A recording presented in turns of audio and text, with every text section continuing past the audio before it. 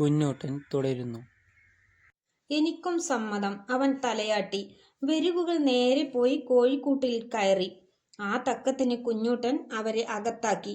വാതിൽ പുറത്തുനിന്നും അടച്ചു കൊളുത്തിട്ടു. പിന്നെ പട്ടിയെ പോലെ ഉറക്കെ കുരച്ചു, ബൗ ബൗ ബൗ.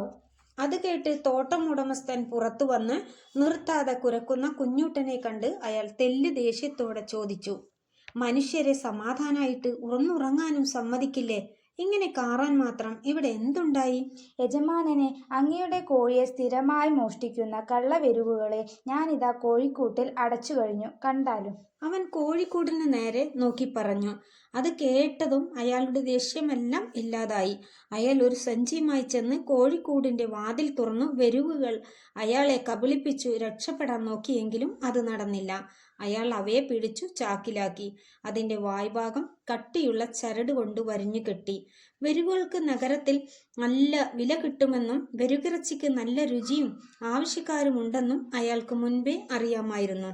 യജമാനനെ, കോഴികളെ മോഷ്ടിക്കാൻ അനുവദിച്ചാൽ ഇവരെനിക്ക് കൈക്കൂലി തരാമെന്നു പറഞ്ഞു.